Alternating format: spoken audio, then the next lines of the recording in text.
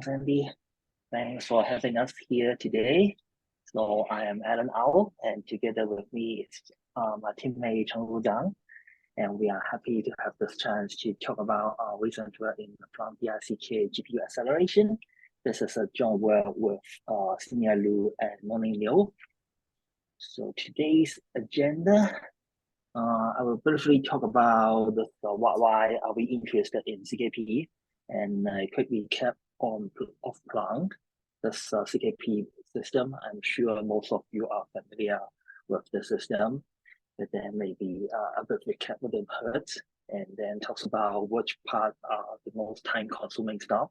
And then I will pass the time to Chengru, and he will discuss how do we make use of the distributed computing techniques and also the GPU to accelerate the proof generation process.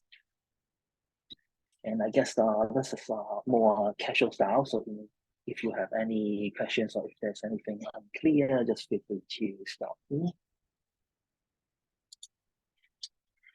So just start with the why ZKP. ZKP has actually a long history.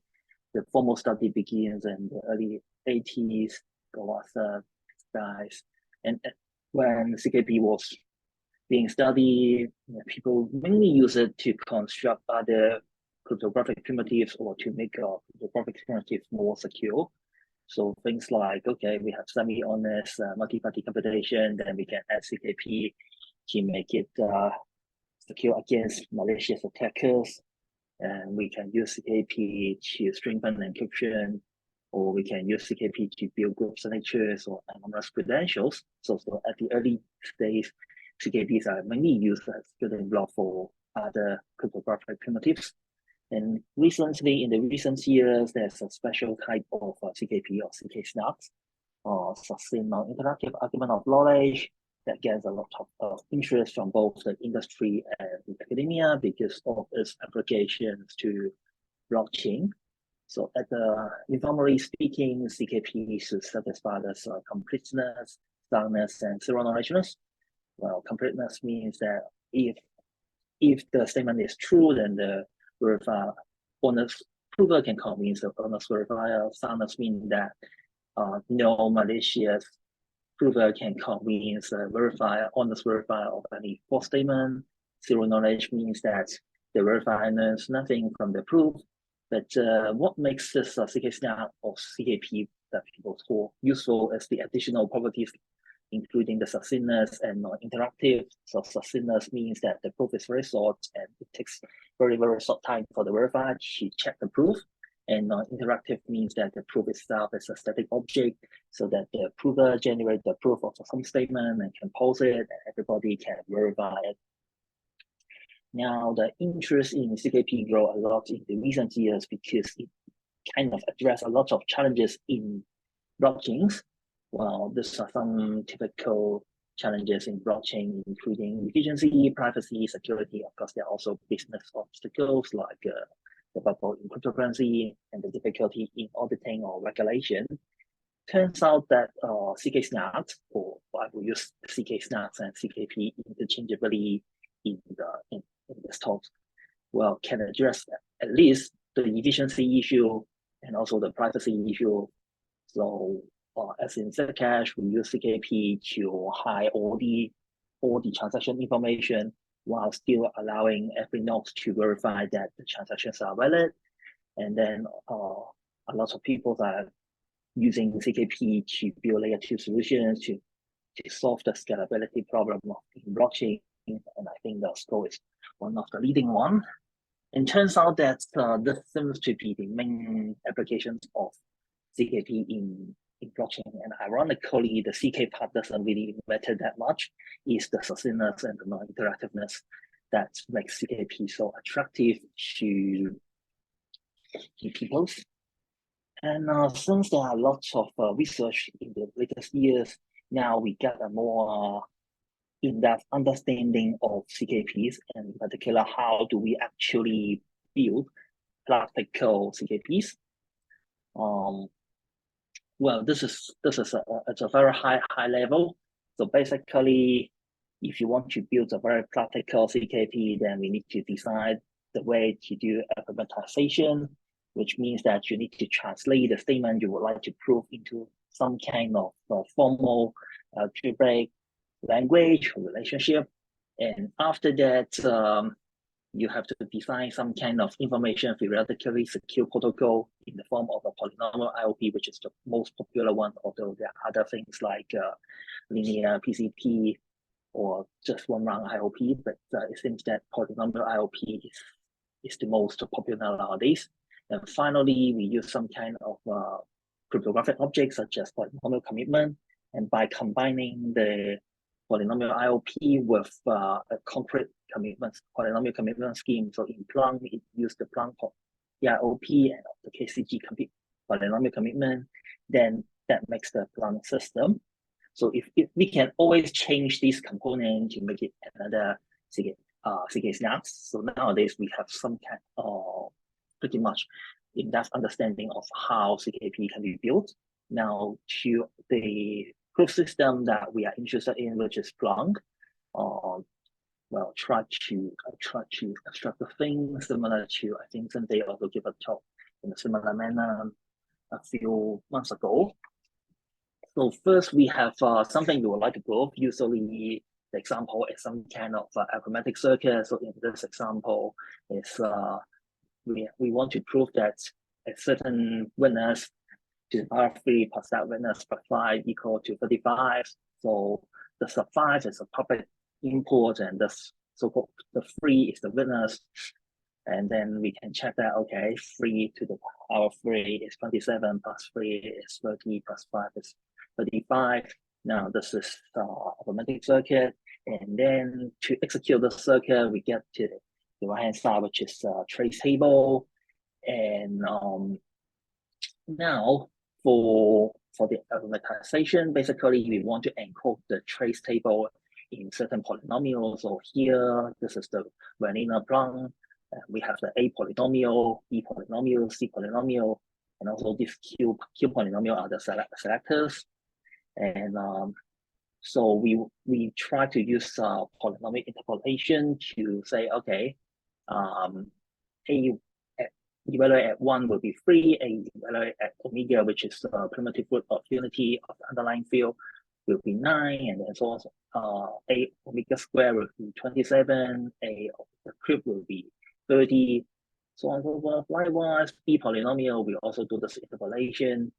And then by doing all this representation to prove that this trace table is correct, means that basically we would like to prove this polynomial evaluate to 0 for, sorry, this one to be 1 omega square and omega 2. And then these are the selector. So the first row actually corresponds to this gate. Second row corresponds to this gate. And I intentionally omit another thing, which is the copy constraint. We also need to prove that this two should be the same. This output of the first gate is the input of the second gate. In practice, this is done by doing some kind of permutation check. So basically, the arithmetization, after this arithmetization, if we want to prove that the trace table is correct, we are actually proving the polynomial satisfies some kind of properties, like this polynomial evaluate to 0 as a set of points, or that the polynomial the trace table at certain point is equal to another, which means that this is a permutation. And then so basically this is what the IOP does. We want to prove that this thing is true. Then basically the way to do this is, let's assume we have some kind of oracle that can be sent. So the prover will send an oracle representing the A polynomial, B polynomial, C polynomial to the verifier. And then the prover also computes T polynomial, which is equal to this polynomial divided by this vanishing polynomial. So because if this is true, that means the thing equals to 0, then all of this will be divides this polynomial. So we can compute this, the prover can compute this T polynomial. And now the prover also send the oracle representing the T polynomial to the verifier. Then the verifier want to check that this thing holds. And we know that because these are polynomials, so the verifier only need to check at one random point. If this equation holds, then it means that this is satisfied. And of course, we know in mind that instead of sending the oracle of representing the polynomial, the prover actually send a commitment to the polynomial to the verifier. And that's where the compiler and the cryptographic object is useful. So in practice, the prover send the commitment of this to this polynomial to the verifier, and the verifier challenge the prover to open the polynomial commitment at a certain point. So the particular polynomial commitment scheme used in Plonk is the KCG, which is widely used by some other proof system as well. So this KCG polynomial commitment scheme is pretty straightforward or easy to understand. So assume we have some kind of cyclic group encrypted with a bilinear map, and then there is some trusted setup which generates a global parameter g of tau squared up to g of tau to the power b, and then to commit to a polynomial f of x, one compute g to the f tau using the global parameter. Now, basically, if you want to compute this thing, you only need to know the coefficient of f, and then so you raise this public global parameter to the coefficient and then multiply them together, and that gets to the commitment of this polynomial. Now to open the polynomial at a certain point u, then let's assume the value is v, so v equals to f of u. Then the one to open this compute q of x such that f of x minus f of u equals to x minus u times q of x. So this is true if and only if this thing divide this. So this is a vector. And now the proof is v equals to is the group element of g to the q tau. Again, this thing is computable using the global parameter. Then the verifier can check that, okay, commitment of f, which is this thing, divided by g of v, which is this thing is actually fx minus fu in the exponent, is equal to t minus tau minus u times q of tau. So this check and ensure this thing is true, and that means this is a correct opening. Now, this is basically Plonk, and we can see what are the most time-consuming steps in Plonk. So in the alphabetization, we need to do the polynomial interpolation. Remember, we have the trace table. We need to set the a of 1 equals to a particular value, a of omega equal to a particular value. Based on that, we get the coefficient. So this thing requires some FFT. And then in the polynomial IOP, the prover need to manipulate the polynomial, compute this thing, and then divide it by the vanishing polynomial, so which also need FFT. And FFT has a complexity of n of n, where n is the degree. And then in the polynomial commitment scheme in the compiler, we need to commit to those polynomial which require a multi-scalar multiplication.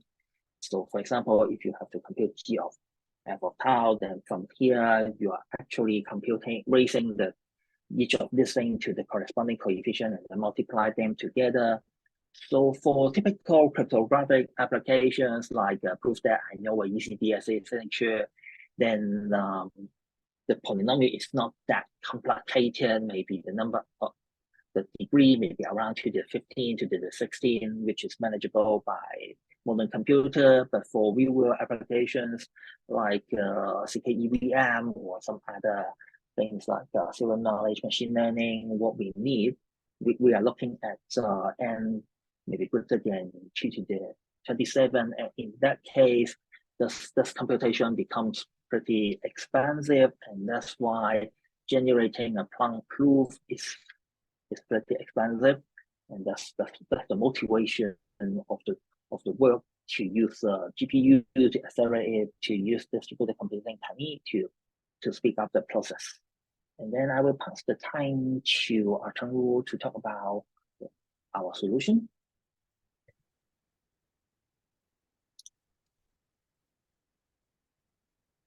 So let me share my screen. Hope you can see it clearly. So Yes.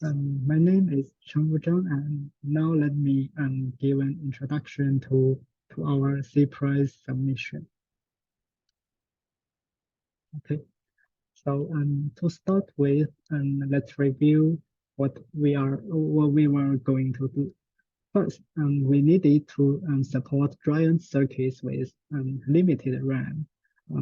Specifically, we need to prove turbo Plonk circuits of size 2 to the power of 28 using 6 servers, where 5 of them has about 70 gigabytes of RAM and 120 gigabytes for the rest one.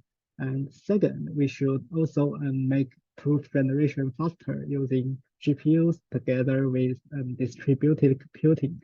And each provided server was equipped with a CPU with only 2 or 4 threads, but with 6 dedicated GPU cards. We can see that the CPU was relatively weak while the GPUs were powerful.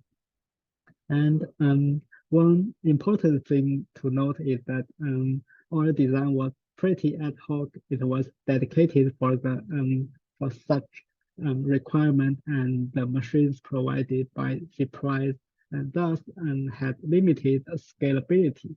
However, we believe some of our insights could still be useful for the industry. Yeah. And before talking about our design, let's look at DIZK's approach for distributing growth 16. In a nutshell, in this, the fundamental operations like MSM and NTT are distributed over the network. This makes the system scalable. We can support larger circuits by utilizing more servers. And their approach is also universal.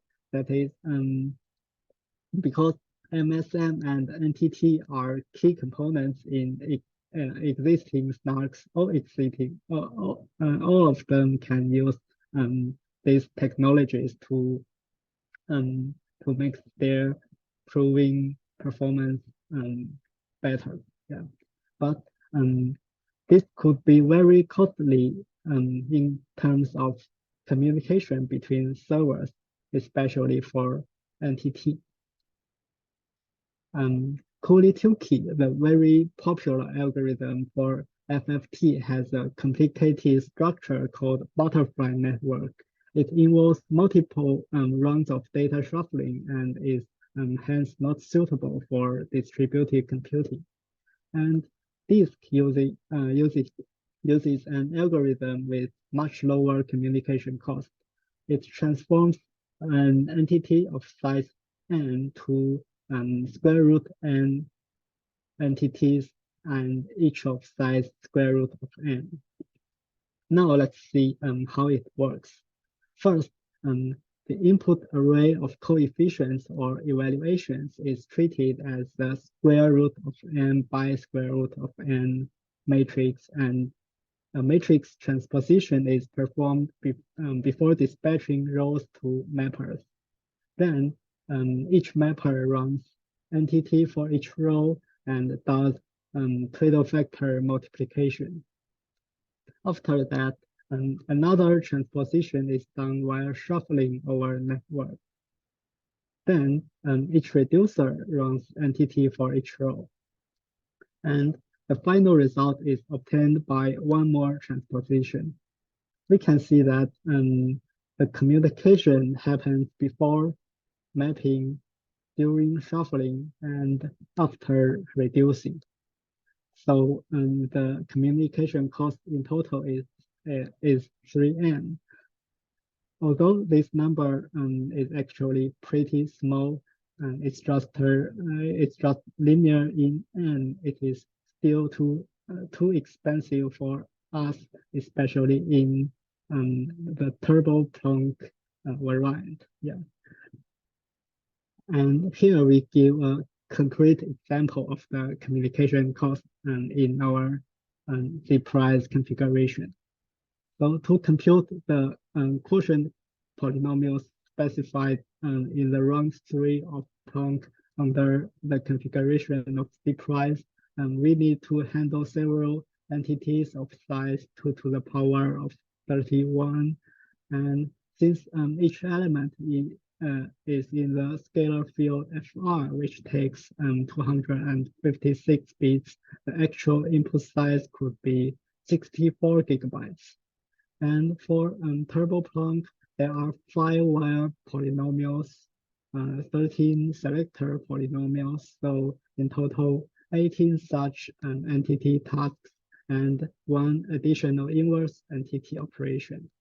Thus, the total communication cost should be 3 times 64 times 19, which equals 3,648 gigabytes, which takes 48 minutes to transmit even under 10 gigabits per second.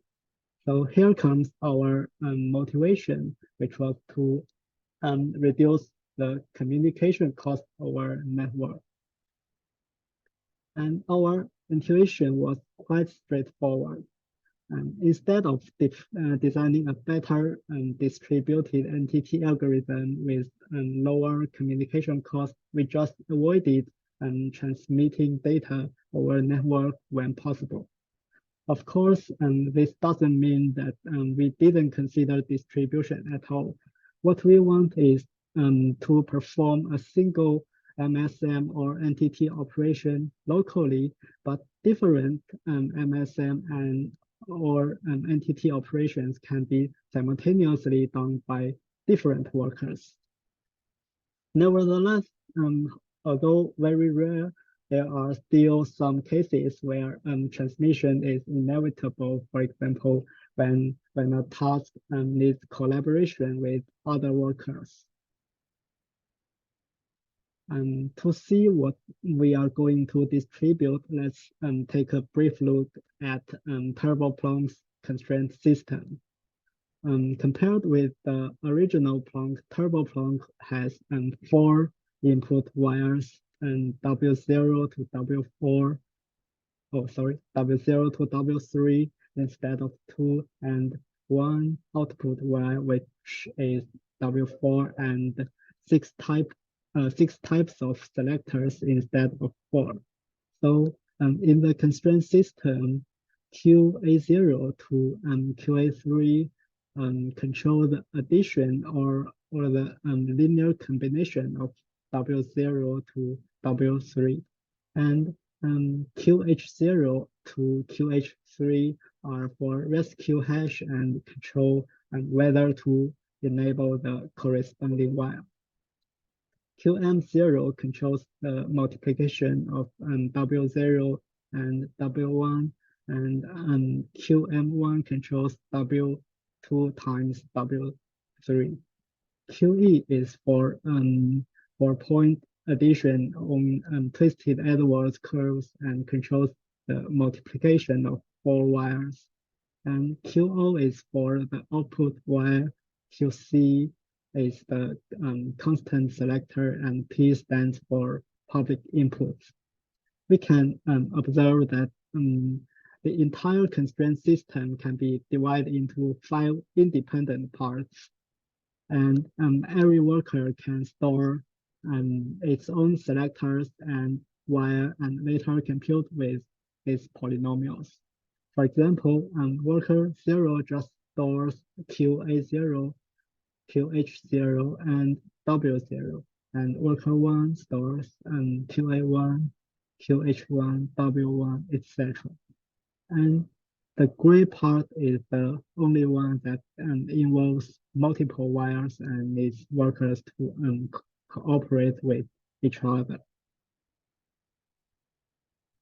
And the aforementioned ideas directly inspire the design of our architecture. The dispatcher and the REST file as the workers. So in key generation after the dispatcher sends the commitment key or the SRS to each worker, and the dispatcher also has to send the randomness row to each worker. After that, no network communication will happen until each worker finishes the computation of its own part, and then a very short verification key that consists the commitments to the selectors and to the wires. Oh, sorry, to the sigmas. These commitments are returned to the dispatcher over the network. Then in round one of proof generation, each worker independently runs inverse NTT on the evaluation of a wire and gets the corresponding wire polynomial. Then workers generate their commitments by running MSM. Communication happens when sending commitments back to the dispatcher, but again, the size of commitments is very small. In round two, dispatcher gets two values, beta and gamma, from the random oracle and sends them to each worker. And then every part of the evaluations of the permutation polynomial can also be computed locally and parallelly. But to compute the final permutation polynomial Z, we need the inner product of all parts of the evaluations. So we first ask worker 1 and worker 3 to compute their compute the inner product of evaluations C0 times C1 and C2 times C3 correspondingly at the same time. And then worker 4 calculates the final inner product using C0 times C1, C2 times C3, and the locally computed C4. And it runs an inverse NTT to obtain the permutation polynomial. Finally, worker 4 runs MSM to compute the commitment to the permutation polynomial and sends the short commitment back to the dispatcher. The data sent over network majorly consists of Z0, Z2, the inner product of Z0 and Z1, and the inner product of Z2 and Z3. And each each array of evaluations are of size 8 gigabytes. So the communication cost in round 2 is about 32 gigabytes. Yeah. And round 3 is the most complicated one, and we will not go through every details of it, but roughly we split the quotient polynomial into multiple parts. And first, parts that can be computed individually are done parallelly. And then workers collaborate with each other to compute more complex parts. And an improvement is to offload some work to the dispatcher who is almost bare during the proof generation and can help reduce the total time.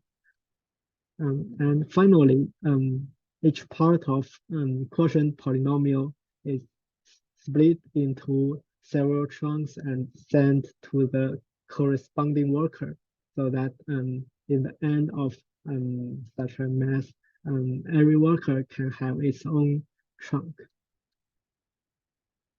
And after that, after obtaining the final chunks, every worker computes the commitment to its own chunk and sends it to the dispatcher.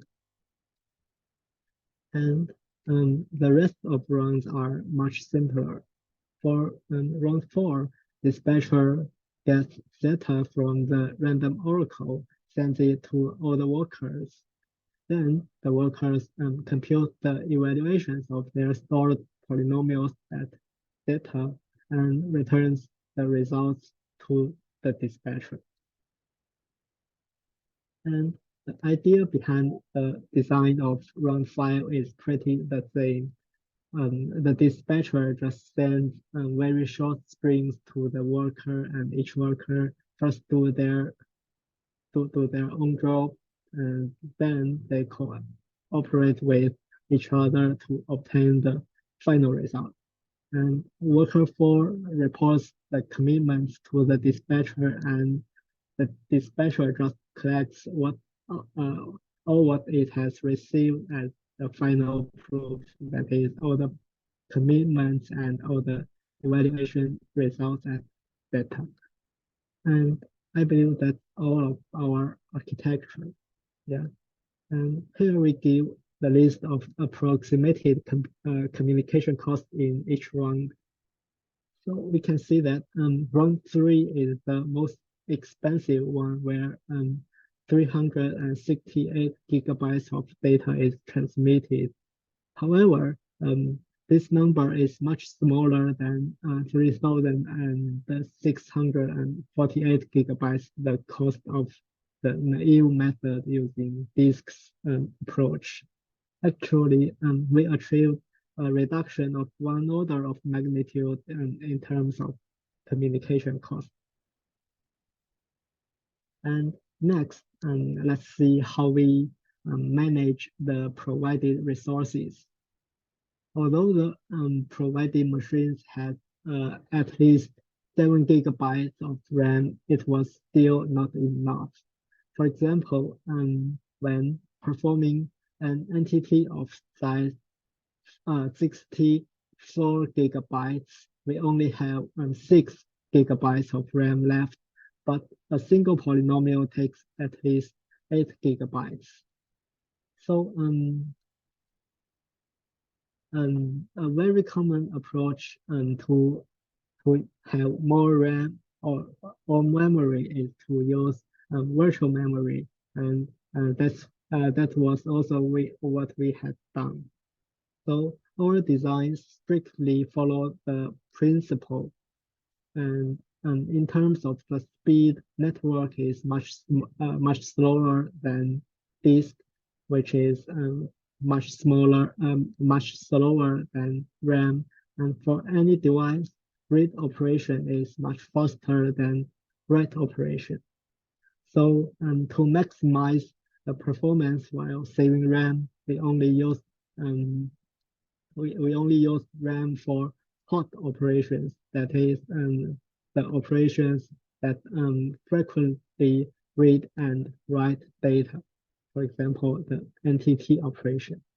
And disks were for storing data that would never be modified once created. For example, the SRS, the proving key, etc. Also, file-backed maps are preferred over swaps because we can manipulate maps manually in a fine-grained way to make our implementation faster.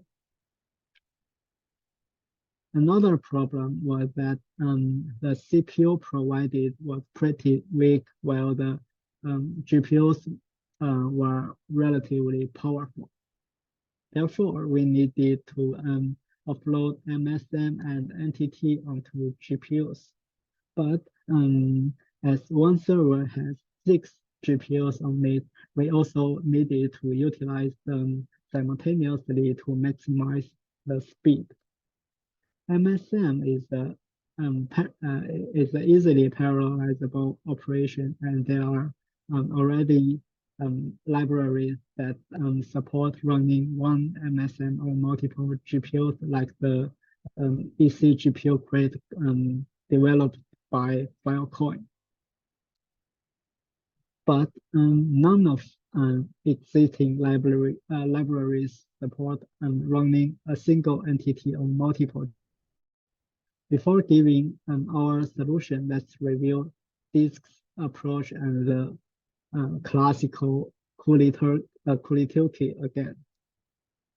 For DIZK's approach, as we have seen before, 2 rounds of data exchange are required, and the input matrix has to be transposed 3 times. Yeah, but because the input size was too large under the configuration of ZPrize, the transposition had to be done on CPU and in an in-place manner. For Kulitilki, it requires log n rounds of data exchange, but no computation is needed to be run on CPU. And according to our experiment results on the machine provided by ZPrize, Kulitilki is actually faster. Theoretically, DIZK's approach should be better, but I believe which is faster actually depends on the machine configuration and the problem size.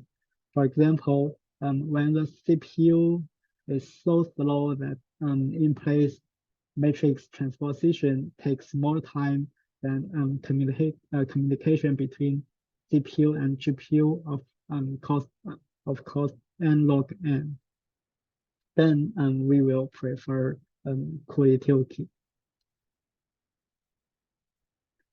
Also, the communication cost of Kulitilki can actually be further reduced. Instead of exchanging data between CPU and GPUs for each round of butterflies, we first send necessary data to GPUs, for example. Now there are 2 GPUs, and we first ask the CPU to send the required data for GPU 1 and GPU 2 to them, and then ask them to run as many rounds of smaller butterflies as they can. Once the butterflies size become too large that a single GPU cannot store it, data exchange begins to happen. Our approach only requires 3 to 4 rounds of data exchange for an entity of size 64 gigabytes using the provided GPUs with 8 gigabytes of VRAM. So it is reasonable that Kulitilki was faster than DIZK's approach on provided servers. Yeah. And also, let me talk about some details in our implementation that might be of independent interest. First, we didn't use serialization and deserialization in our implementation.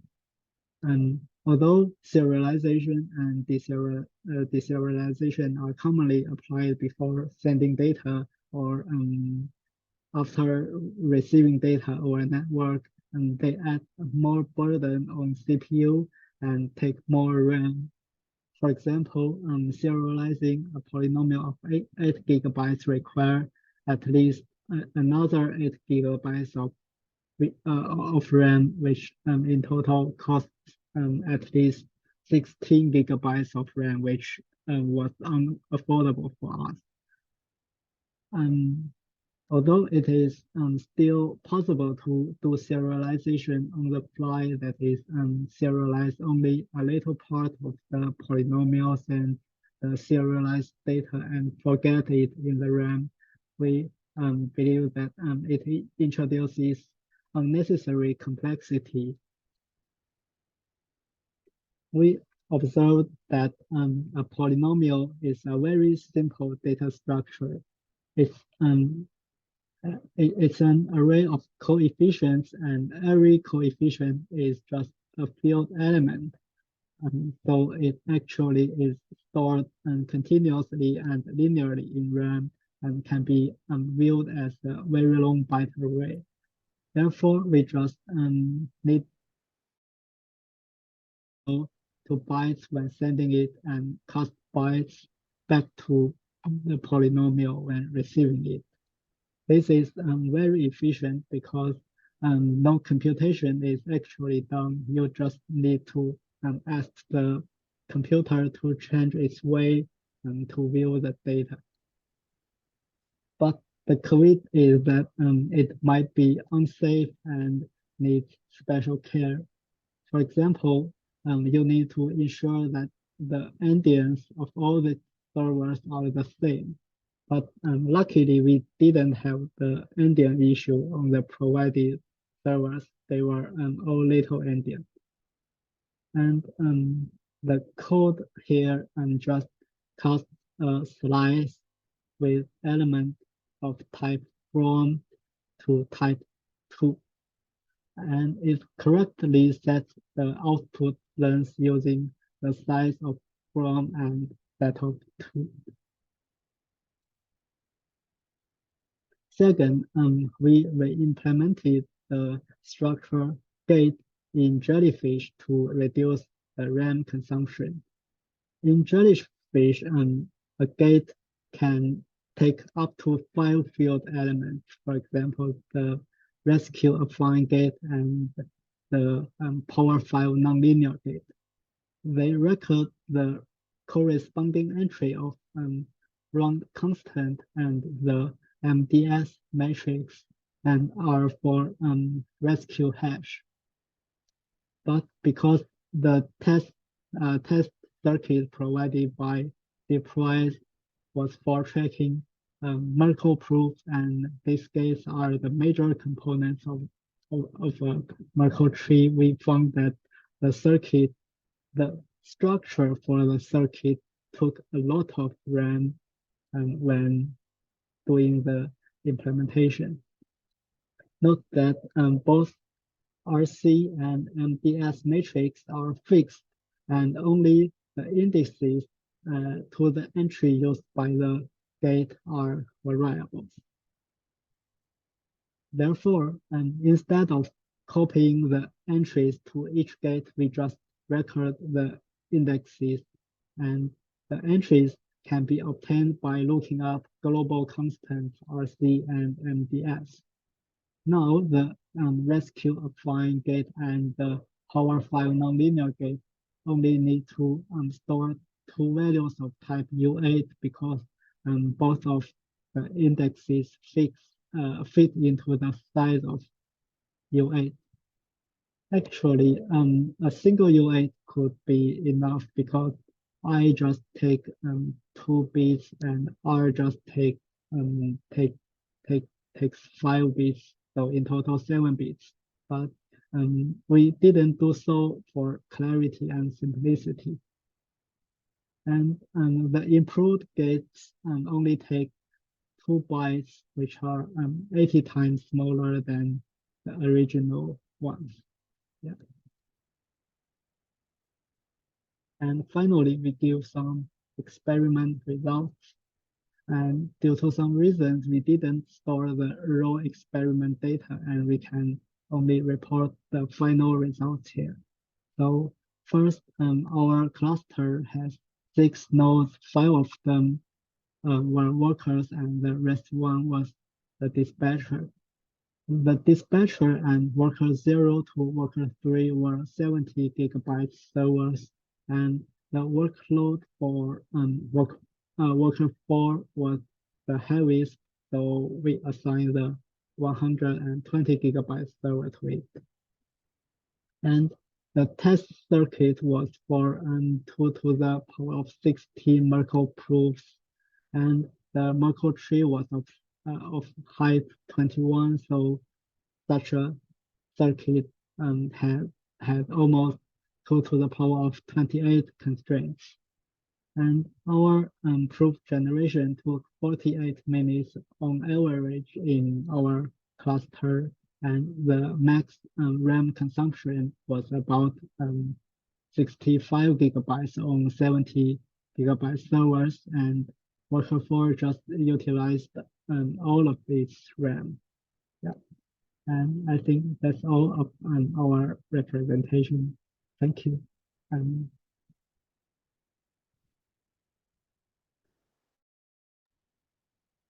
Great. Thank you, guys. Does anyone in the audience have questions?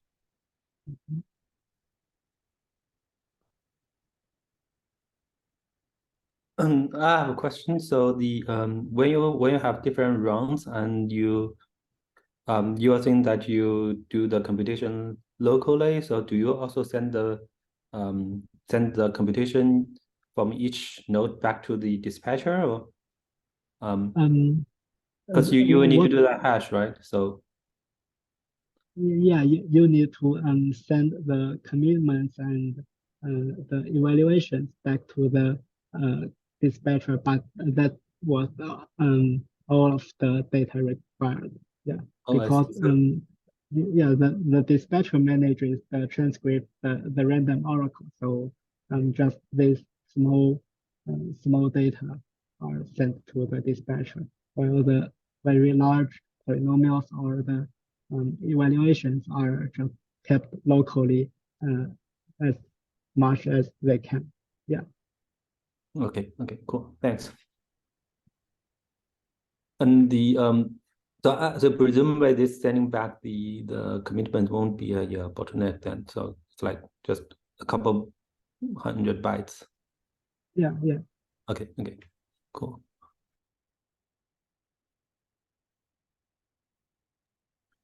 I had a question on the different workers, like the last worker that has more RAM than the other workers. Is there some particular operation that it does that requires more RAM? Because it just need to compute the most expensive polynomial, which was the the QE, the ECC gate, ECC selector times W0, W1, W2, W3. Yeah, and actually in our design, it do the computation of part two of the quotient polynomial and the aforementioned polynomial at the same time. So it just has a lot of work to do. So we assign the largest the server with the largest RAM to it, so it can do more things at the same time. And we also to reduce the stress of the RAM, we also offload some work to the dispatcher, which was free during the proof generation. Yeah, so they can actually do some computation at the same time to reduce the final proving time together with the stress on the RAM of worker 4. Yeah. Okay, thank you. Okay, anyone, any other questions?